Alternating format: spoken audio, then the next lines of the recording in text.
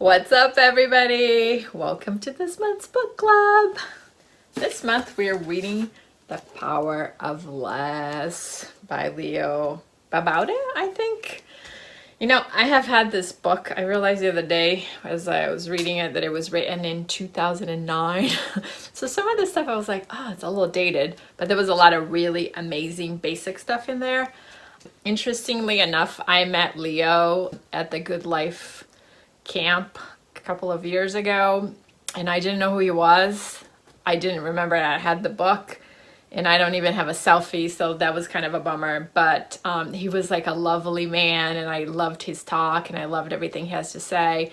I went on to become a fan of his Zen Habit blog, and he always writes really simply, and that's what I really loved about this book, is just that, we read books that have like really complicated things, but he just really brought it back down to basics. So I'm gonna talk about some of the basic stuff that he talked about in the book that I thought might be really helpful, just as a reminder. So for those of you that don't know, I'm Chris Sgrott, and I'm the founder of Organizing Maniacs, and we are a productivity consulting organizing company outside of Washington, D.C., and we cover the entire metro area. And we work with clients that have brain-based challenges. So a lot of our clients have ADD, ADHD, some OCD and hoarding tendencies. We like the super messy, just because we have a better time that way. That's who we are. I also write a super simple, kind of condensed book club report summary that you can download, or you can sign up on our website to get it, or you can just sign up to receive just the one also on our website. And you can find that on organizingmaniacs.com. There's a section there somewhere under our blog where all of these are located. So that comes handy. Here's the book. There's a link on the book report on where to find the book. Some of the things that Leo said that I absolutely loved are, he says, we're drinking from a fire hose of information with no idea how to reduce the flow.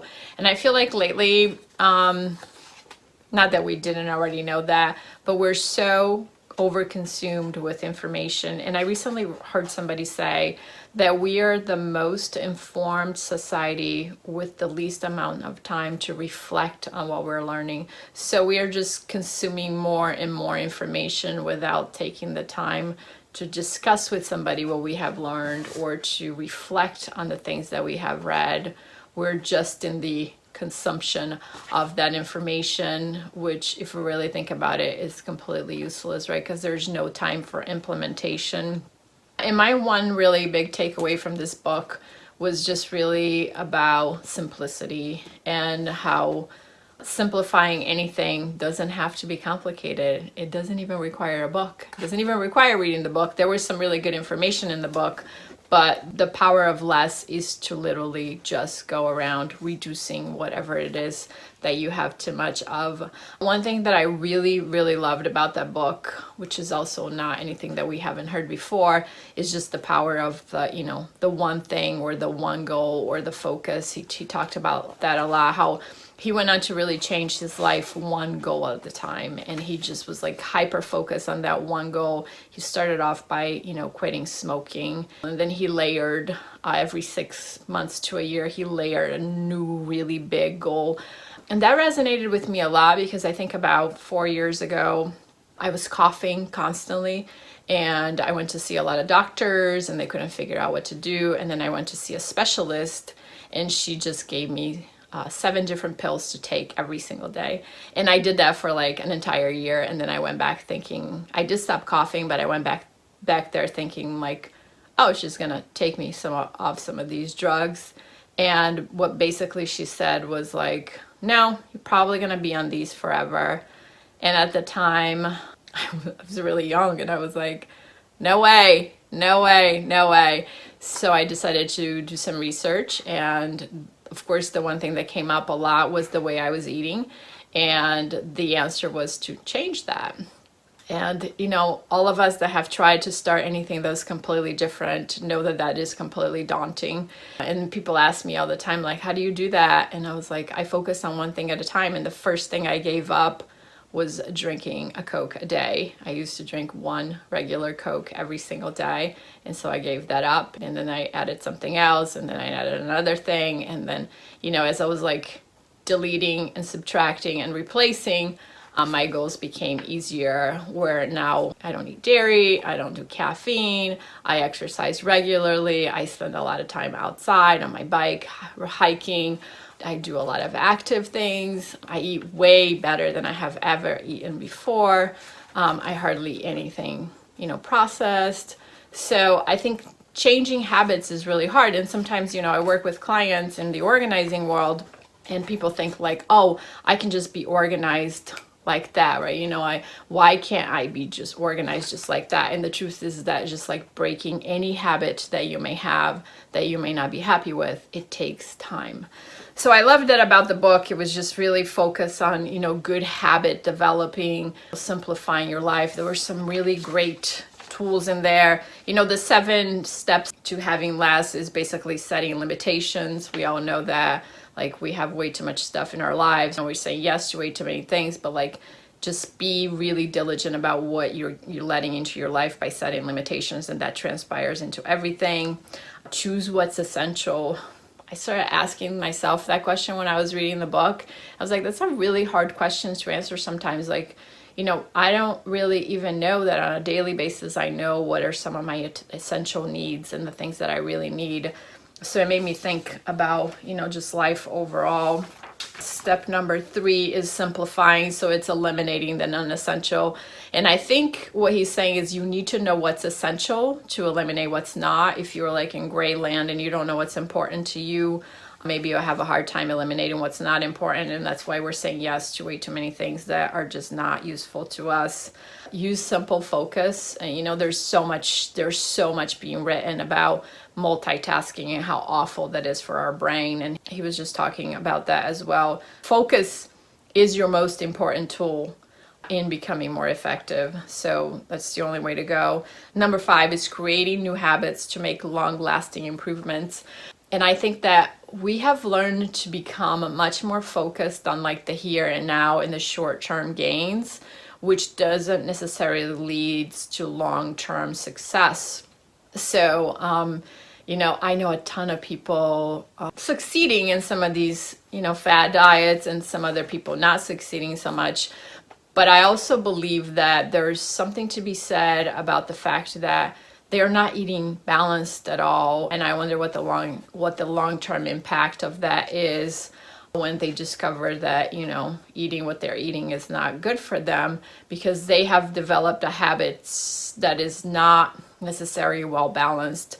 So I never meet people, honestly, that want to be complete minimalists. Like, everybody that I ever meet just wants to live more organized. They want to have less stuff. They want to be able to find their stuff.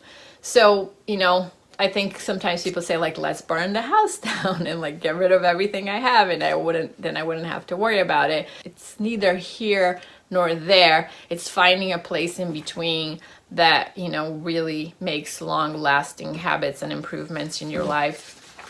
And the last one is start a new habit in small increments, and that will ensure success. And I think I have known that for a long time, that, creating good goals is very difficult, and starting with small, very deliberate small steps is the only way to go. So he talked about that he has a 30-day challenge on his website. And as you know, as some of you already know, every year we run a 30-day organizing challenge in January. And some of the things that he talked about, which I was really proud that we were already doing for ourselves in good challenges, is to be committed to it. Like, so whenever you're committing, so whatever your goal is, if you commit to it for 30 days, like, be committed to that goal. So make sure that it's something that you feel like it's really important and essential to you.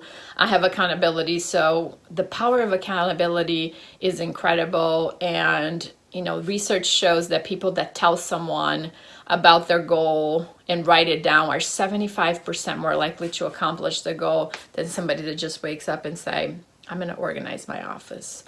He says encouragement is really important. So people, pick people in your life that are likely to believe you can accomplish that goal, instead of the people that are like, oh, you have always been disorganized, you're never going to make it. So you want somebody that will be encouraging, especially when you feel like you're stuck and you can't make progress.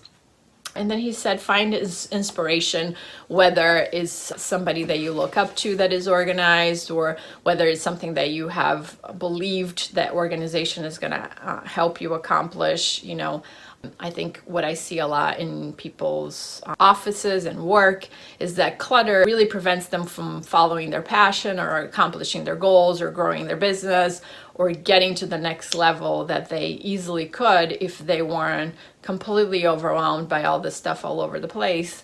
So, you know, finding inspiration for yourself on your own mission may be the thing that keeps you motivated. You know, sometimes I meet like super amazingly interesting people with so many, I don't want to give any specific examples because I think that might give people away, but you know, I meet people with some amazing passion and projects that they want to work on, and I am so sad that the clutter really prevents them from accomplishing these things. There's so many people out there with some really amazing ideas of nonprofits and ways to change the world, and their clutter unfortunately keeps them from getting any of it accomplished.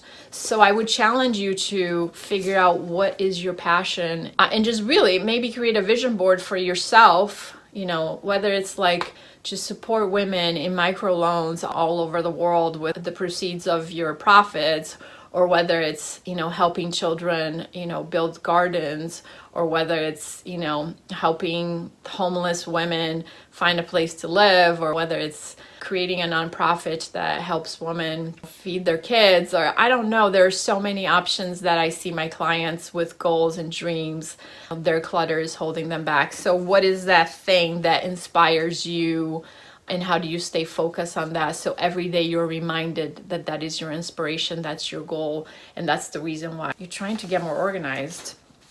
So he talked about some really cool stuff on, like, you know, time management, which was a little radical, but I think it may be worth mentioning because sometimes I was like, you know, radical sometimes is what really can kind of jack up the system in a way that just makes you think differently. But he talked about, like, don't schedule any appointments, to like be spontaneous. So when somebody texts you and says like, can we talk about X, Y, and Z thing, if you can't talk to them, if you're in the middle of something, say no, maybe at some other time.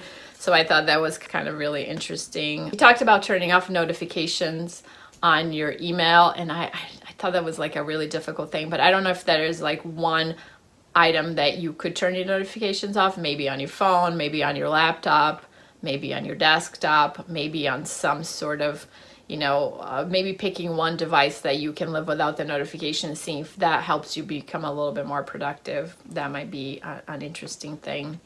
He had a whole section on paperwork, and I have to be honest, I didn't agree with most of it, just because I think creating filing systems that are really difficult to manage are just really not sustainable for the majority of my clients. So I'll give a plug for myself. I do have a paper management system that I have created with clients, and now I have it available online. So if you're interested, you can find us at thischoolofproductivity.com, and there's some information in there about our filing system. He also talked about how we're so overcommitted. We're saying yes to all kinds of things. They're not filling our soul. They're not in the purpose of our goal, and that we're just filling our calendar with, you know, junky appointments. So he says, say no much more often.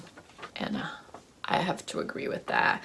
At the end of the book, he talked about two really important things that I thought were really interesting to mention. One is to slow down. And I was like, oh gosh, that is so true, right? Just be present for the thing that you're working on, or for the people that you're with, or for the task that you're working on. I just felt like it's just so important to just, you know, our attention is he says our attention is our most important asset. And I couldn't agree with that more. I just, you know, we're just all over the place, and we're, you know, we're just trying to do way too many things. And because we're so rushed, we're just missing out on literally smelling the roses. I was hiking on the trail the other day, and this one girl, she couldn't have been more than like 2, you know, she's like literally going around and like picking up the, the little sticks from the ground and the little leaves, and she would like bring it up and smell them, and she'd put it down and then go over and find another one and smell it. And her parents were just like frustrated with her. And then as I walked by them, her dad apologized. He's like, oh my God, she's just, like, and then I stopped and I looked at him and I said, isn't that what life is all about? Just stopping, smelling the roses or the sticks. And then him, his wife, and I just started laughing as she picked up like another random thing. And she was like, she was like so intent on just like being present in that little space that she was, and just really paying attention to all the stuff that she was smelling. So I just feel like that was such a good lesson for me, like be like a 2-year-old and just smell the roses sometimes, because you never know. And the other thing that he talked about is like how to get and stay motivated. And I feel like over the last few book clubs, we have talked so much about motivation and how to get started and how to initiate things. And I think one of my favorite books that we have read lately is Finish. So, if you're interested in that, I would go back to that book club. But it's like, how do you get started? And everybody seems to talk about the same thing, like, make it small, make it so it's something that you're really interested in, make it attainable. So some of the things that he was talking about in motivation, he says motivation is key, but it's not always easy. Day in and day out, you have to find your own motivation. And motivation is what drives you towards a goal. So some of the ways he thought you could motivate yourself is to just start very small. Just stick with one goal. Examine your motivation. Really, really be something that you wanted, because the more you want something, the more likely you are to stick to that goal and be committed to it. Commit publicly, which is accountability. Get really super excited about it, about your goal. Build anticipation, and you can do that in different ways by like, giving yourself a nice reward at the end, or just by, taking people along with you on your journey, or just by making it some sort of a fundraising. Just make it fun. So those are some of his ways of motivating people and himself. I mean, his list of accomplishments was pretty long. There were probably 15 items that he had accomplished. And these were not little things. These were big things like quitting smoking, starting a blog, writing a book, losing a lot of weight. And I think he has like 5 or 6 kids, so spending more time with his family. So I loved the book. I thought it was super simple, super easy to read. There were, lots of little nuggets of reminders of the things that we should already be doing. If we're not doing it, some ways to get unstuck. I would recommend this book if you just, if you've just been thinking about, how to change your goals or how to implement your goals, and if you're just kind of stuck. This might be a great way. And then one last thought in the book was he's a minimalist, and he talked a lot about organization, how to get organized. And one fun reminder about this book is that whenever you want to get organized, it doesn't have to be a super ginormous, ambitious project. Just start with one drawer.